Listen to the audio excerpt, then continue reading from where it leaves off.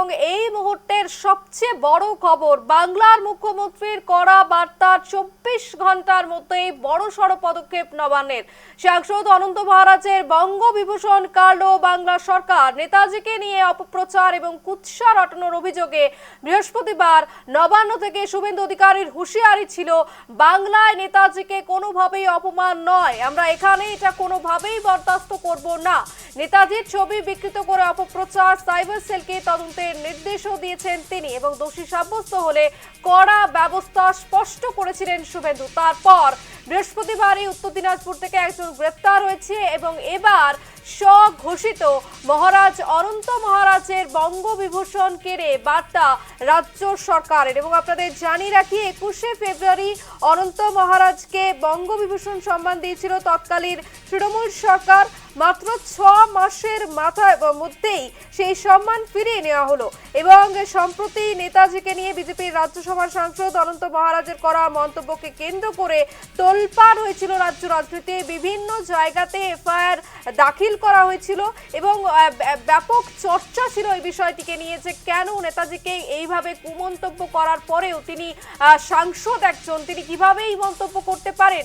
এবং তারপরেই কিন্তু গতকালই আমরা দেখেছি মুখ্যমন্ত্রী শুভেন্দু অধিকারী তিনি কিন্তু একেবারেই স্পষ্ট জানিয়ে দিয়েছিলেন যে বাংলার বুকে নেতাজিকে নিয়ে কোনো মন্তব্য, কুরুচিকর কোনো মন্তব্য কোনোভাবেই রেয়াত নয় এবং অবশেষে যেমন কথা তেমন কাজ। গতকালই কিন্তু তিনি হুঁশিয়ারি দিয়েছিলেন, সে যেই হোক, সাংসদ হোক বা বড় কোনো আধিকারিক হোক, যিনিই হোক, নেতাজিকে নিয়ে মন্তব্য করলে কিন্তু তার পরিণতি খারাপ হবে। এবং সেই কথাতেই কার্যত অটুট থাকলেন রাজ্যের মুখ্যমন্ত্রী শুভেন্দু অধিকারী এবং যেমন কথা তেমন কাজ। আজই কিন্তু বড় একেবারে বলা যায় পদক্ষেপ, কেড়ে নেওয়া হলো বঙ্গবিভূষণ, যে অ্যাওয়ার্ড দেওয়া হয়েছিল, যে পদক দেওয়া হয়েছিল, সেই বঙ্গবিভূষণ কিন্তু কেড়ে নেওয়া হয়েছিল।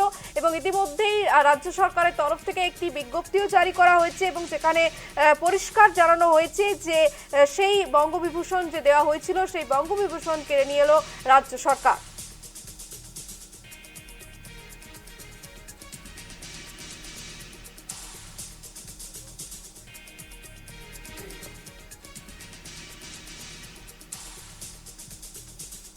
গোটা বিষয় নিয়ে কুণাল ঘোষ এবং সজল ঘোষ কি বলছেন শুনে নেব। না, উনি মুখ্যমন্ত্রী শুভেন্দু অধিকারী যেটা করেছেন, নেতাজি সেবা কেন্দ্র ইত্যাদি বিধায়কদের জন্য করেছে, কিন্তু বিধায়কদের কাজ আমরা সব জায়গায়, মানে শুভেন্দু অধিকারী বলুন বা না বলুন, বিধায়করা বা যারা আমরা রাজনীতি করি বা যারা রাজনীতি করি না, কার্যত আমরা তো সকলেই নেতাজির ভক্ত। মানে উনি বলবেন তারপর নেতাজির ছবি আমরা টাঙাবো, এরকম কোনো ব্যাপার নেই।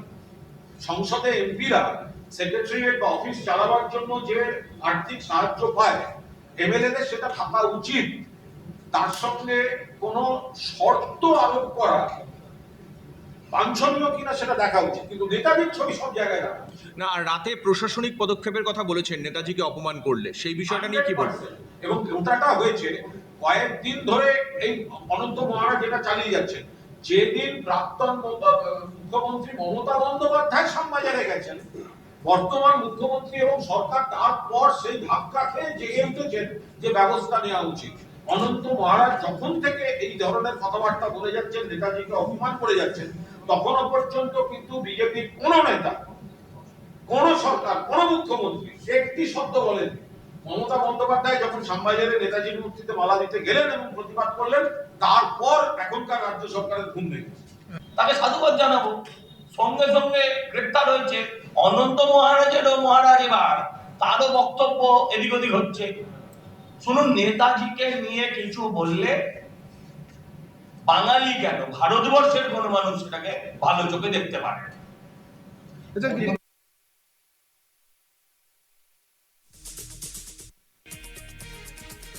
একটি বিজ্ঞপ্তি প্রকাশ করা হয়েছে এবং সেই বিজ্ঞপ্তিতে বলা হয়েছে, রাজ্য এবং রাজ্যবাসীর প্রতি বিশিষ্ট অবদানের স্বীকৃতি হিসেবে এই সম্মান তাকে প্রদান করা হয়েছিল, কিন্তু পরবর্তী সময়ে কিছু বিষয় সরকারের নজরে এসেছে যা অত্যন্ত গুরুতর। তার ফলে অনন্তের এই সম্মান বঙ্গবিভূষণের মর্যাদার সঙ্গে সামঞ্জস্যপূর্ণ কিনা তা নিয়ে প্রশ্ন উঠছে। এই বিষয়ে যাবতীয় তথ্য বিবেচনা করে দেখা হয়েছে এবং অনন্তের কাছে বঙ্গবিভূষণ থাকা এই সম্মানের মর্যাদা এবং প্রতিপত্তির সঙ্গে সঙ্গতিপূর্ণ নয়, তাই তাকে দেওয়া বঙ্গবিভূষণ অবিলম্বে প্রত্যাহার করা হলো। এরপর থেকে অনন্ত নিজেকে বঙ্গবিভূষণ প্রাপক বলে পরিচিতি করতে পারবেন না এবং ঠিক কি কারণে কিন্তু এই পদক্ষেপ নেওয়া হলো সেটা কিন্তু বিজ্ঞপ্তিতে উল্লেখ নেই। তবে জানিয়ে দেওয়া হয়েছে যে বঙ্গবিভূষণ হিসেবে কোনো সুযোগ সুবিধা তিনি আর পাবেন না এবং সংশ্লিষ্ট তালিকা থেকে তার নাম মুছে ফেলার নির্দেশ দেওয়া হয়েছে কর্তৃপক্ষকে।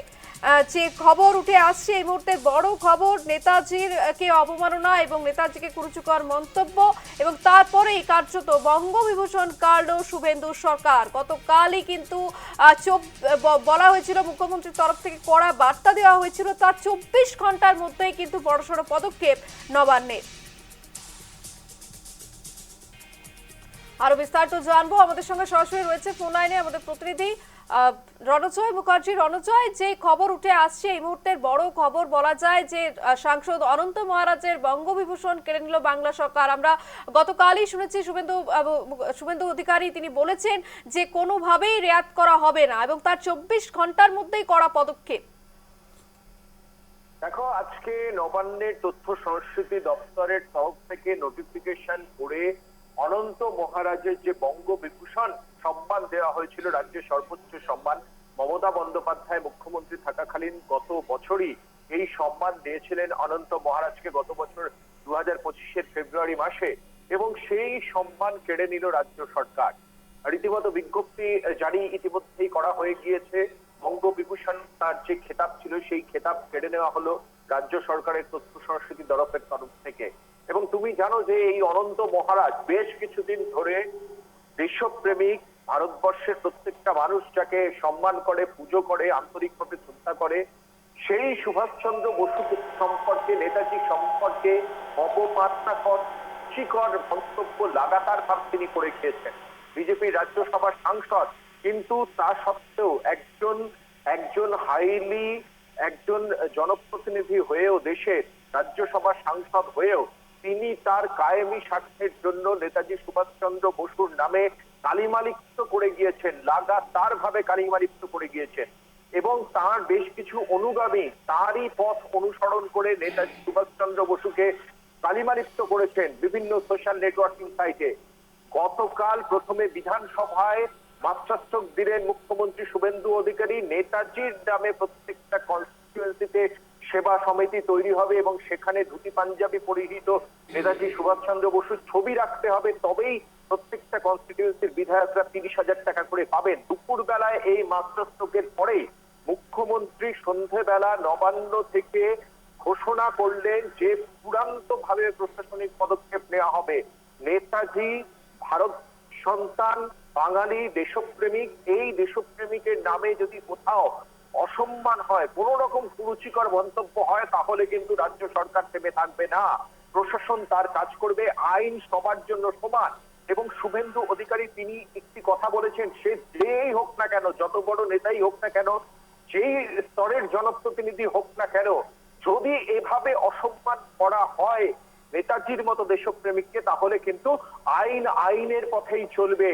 এই যে হুঁশিয়ারি মুখ্যমন্ত্রী শুভেন্দু অধিকারী গতকাল তিনি যে প্রশাসনিক পদক্ষেপের কথা বলেছিলেন এবং তার 24 ঘন্টার মধ্যেই কিন্তু রাজ্যের যে সর্বোচ্চ সম্মান, যে কৃতি সম্মান বঙ্গবিভূষণ, যে কৃতি সম্মান অনন্ত মহারাজকে দিয়েছিলেন মমতা বন্দ্যোপাধ্যায় মুখ্যমন্ত্রী থাকার সময় 2025 সালের ফেব্রুয়ারি মাসে, সেই সম্মান, সেই খেতাব কেড়ে নেওয়া হলো অনন্ত মহারাজের থেকে।